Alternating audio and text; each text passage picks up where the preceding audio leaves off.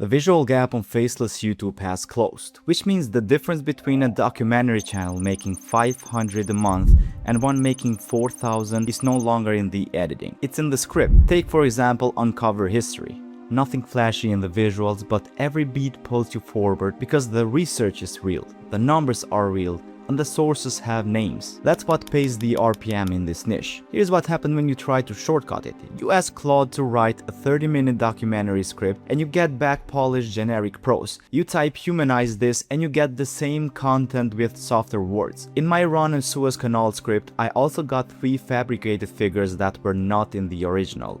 Claude invented them trying to sound more textured. That's a demonetization risk. Documentary content with invented numbers, it's exactly what YouTube's inauthentic content rules target. And the problem was never that Claude sounds like AI. The problem is that Claude has no reference for what's accurate, sourced, high-retention documentary writing looks like. Nothing does until you build one. The fix is a 4-phased gated pipeline, 4 markdown files, built-in sequence, packaged as a Claude skill you invoke with a / command in any chat. Every prompt for building them lives in a Notion guide, and the guide is linked below in the description. Once the skill is saved, one command runs the entire pipeline for any documentary topic. Here's what each file does. The first file is ideation.md, which is what tells Claude what a working title in this niche looks like right now, not what titles look like in general. I open a new Claude chat, paste in the prompt 3.1 from Notion Guide, and drop the Uncover History channel URL. That prompt uses next left to pull the full catalog. Every title, view count, upload date, and duration. Claude reads all of it and starts extracting patterns. What comes back is a set of templates. Template A is called Anchor Revelation, the most common structure across the highest performers. Template B is called Declaration Assertion Kicker, and it accounts for about 30% of the catalog. Each template comes with a click mechanism it triggers, the scale asymmetry it uses, and the register collision that makes it stand out in the feed. But the piece that matters most in this file is the claim type analysis. The claim type is what the title is actually asserting about its subject, and across 30 videos on this channel, one claim type beats every other by a factor of 2 to 1. It's called concealed transaction. A concealed transaction title says the thing you think was ideological was actually a purchase. It doesn't say something bad happened, or you were lied to, or authority X was wrong. It points to a purchase, a deal, a receipt, signatures, named beneficiaries. That framing averages around 180,000 views on the channel. Title asserting theft with the same subject matter and the same production average 47,000.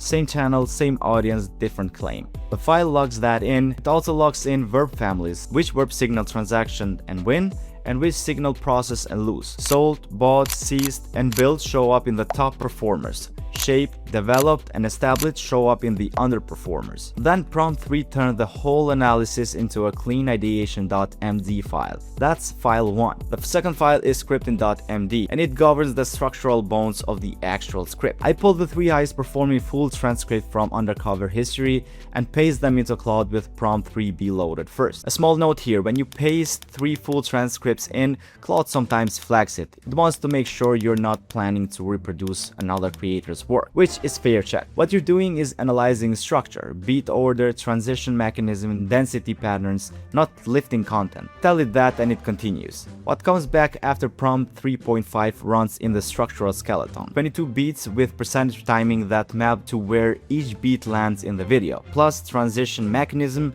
attention management moves, register switches, sourcing behavior, sentence rhythm patterns, and the close. 5 of those 22 beats cannot be skipped. Thesis, authority negation, cost ledger, epistemic hedge, and qualified reassertation. Every high-performing video in this catalog has all 5 in the same relative position. The most important structure rule the file enforces is that every loop closes with a number, not an explanation. You raise a question, you answer it with a figure. Exemplation feel like opinion, figures feel like evidence, and one rule changes how the whole video reads. Save it as scripting.md, and that's file 2. The third file is research.md. This is the one that separates a script that survives audience scrutiny from a script that gets torn apart in the comments. Prompt 4b from the Notion Guide runs the whole build in one shot. The file enforces a single philosophy: cite motive, assert fact, a number, a date, a percentage, a share count. None of them need the source named out loud in the script. they need to be right. Attribution gets spent on a different class of claims entirely. Motive, intent, why a decision was made, what the payment was in exchange for. Every research item carries a tag, Q for quantitative or C for casual. Q claims get asserted directly. C claims requires a named source on screen, and C claims without one goes into a missing column no matter how confident you feel about it. That distinction is what makes the research phase mechanical instead of a judgment call you make mid-draft. The file also enforces a rule called load-bearing versus cosmetic. And the test is if this specific fact turns out to be wrong, does the script collapse or just lose a sentence? Collapse means load-bearing, and load-bearing gap means downdraft. Narrow the thesis or change subject. Save it as research.md. And that's file 3. The fourth and the last file is anti-AI-writing.md, and this one gets built differently. New Claude chat, research mode on, MCP tools off, then a single prompt telling Claude to do deep research on common AI writing patterns across every format. LinkedIn, emails, YouTube scripts, blog articles, every tell, every phase, every rhythm, then you let it run. About 10 minutes later, Claude finishes. In my run, it hit around 240 sources. What comes back is a full brief with every AI tell catalog. And here's the part that matters. Every tell comes paired with what replaces it. Because this file is not a blacklist. That's the mistake most people make when they try to do this manually. If you just delete in today's fast-paced world from a draft, you leave a hole where a sentence used to be. The sentence stays generic. It just has fewer words. The rule this file enforces is different. You fix slop by adding information, not by removing adjectives. Every AI phase gets replaced with a number, a name, a date, a moment, a stated consequence. Studies show becomes the researcher's name, the year, and the actual figure, or the claim get cut entirely. Replace vague things with specifics, never with softer vagues. Save it as anti-AI-writing.md. That's file 4. Now we package it and heads up. This is the part where the intended path does work clearly. The obvious approach is settings, capabilities, skills, add, upload skill, then drag and drop the 4 markdown files. That's how the interface reads, but when you actually do it, you get a must start with error every time. I don't fully know why, it's just a consistent issue. The workaround is cleaner anyway. Drop all 4 markdowns into a normal Claude chat and tell Claude to build a skill from them that you can save and invoke by name. Claude constructs the entire skill file structure itself, rather logic that loads one phase file at a time instead of dumping all 4 into context, the trigger commands and the phase transitions. When it's done, a save panel opens on the right side of the screen. Click save and the skill now sits in your Claude account, invocable in any chat. I name it concealed transaction after the winning claim type from the ideation file. Small detail, but it reminds me what this skill is actually optimizing for every time I invoke it. Now here's what running it actually looks like. New Claude chat, type / pick the skill. The first thing I do is trigger the ideation phase. I tell Claude I want to make a video for the history channel and I load the skill. 10 titles come back, weighted by claim type per ideation file rules, so concealed transaction claims are overrepresented. I pick number 7 on the list, a Baghdad-focused idea. And this is where the case study gets interesting. The title I picked originally reads something like how a German railway contract carved up the Middle East 22 years before Psyche's pick. Front-loaded year, transgressive verb, scale asymmetry, consequence clause. It passed every check in the ideation file. Then I move the research phase. Skill loaded, dossier built automatically of the topic, and the dossier came back and killed the title. The historical record does not support the claim as stated. The 1903 concession granted mining, agricultural, and quarantine rights. It did not specify oil. The oil concession is dated 1912, 90 years later. The percentage carve-up happened in 1914.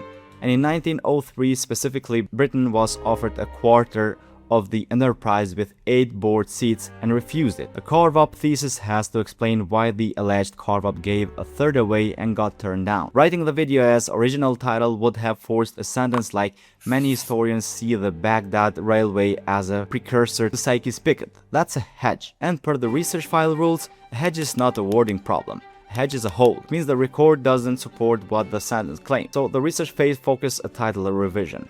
The replacement, Baghdad 1903, have a custom clause gave Britain a veto over Germany railway and killed it twice. That title is fully documented. Financing required bonds, bonds require climatic guarantees, guarantees require assigned Ottoman revenues. Enlarging those revenues required British consent. Britain held that veto and used it in April 1903 to kill British participation, then used it again in 1911 when Grey blocked the rate increase in the Commons. The same clause twice, 8 years apart. And that is the whole argument for gating. The system did not slow the work down. It replaced a title that would have collapsed under scrutiny with one that holds, and replacement is a more original video because nobody else is making it. From there, the script generation phase runs beat by beat, 22 in total, hitting the required 5 with specificity density spiking at the cost ledger and dropping in the close. Then the voice pass runs, the anti-AI writing rules apply automatically, and the script gets filtered clean of the register patterns that makes real viewer clock a script as AI. Out comes a full script 4,500 to 5,200 words, 26 to 34 minutes at a natural read pace, fully sourced, structurally correct, and registered clean. That one command repeatable on any documentary topic, you feed it with the same quality every run. Now here's why this works and why Humanize this never did. When you type Humanize into Claude, it has no reference point for what human looks like to you, to your channel, or to your niche. So it does the only thing that it can do. It rewrites the same content with slightly softened words, and sometimes it introduces error trying to sound more textured. Nothing changes because nothing told Claude what the change looks like. But with what we did here, then Claude stopped guessing and started filtering, and it produces on-target output every time because the target is finally defined. One more thing before we close. Everything I just walked you through, the 4-file build, the skill packaging, the whole pipeline is the manual transparent version. I built it that way because I wanted to know exactly what every part of the system was doing. If you want the same architecture fully automated across any channel and any format, that's what ScriptAgent handles. Same principle and same phase structure. Ideation trained on your competitors, actual catalog, research grounded in real resources, script produced in the structural skeleton of what already works. Except you skip the entire setup. Plug in your channel, plug in your competitor URL and run it. It handles ideation, research, packaging, thumbnails, and script generation, which is everything in the production process except the visual and the editing. And ScriptAgent is free inside the community. If you want access, then click the first link in the description. People are already using it as their entire scripting layer for channels making thousands a month, running the same framework I just walked you through, but handled automatically at every phase. I'll close on one point. There is a version of Use AI to make YouTube videos that gets creators demonetized within their first 10 uploads, word swap templates, fabricated sources, generic hedge copy. YouTube's inauthentic content rules exist specifically to remove that content from the platform, and they work. Then there is the version where you build a system that encodes real taste, real research standards, and real structural discipline. Then package it so the discipline runs automatically every time you sit down to work. That's the difference. So grab the Notion guide from the first link in the description or skip the manual build and use ScriptAgent inside the community. Either way, you get the same framework and similar output on every video you produce. So I'll see you in the next one.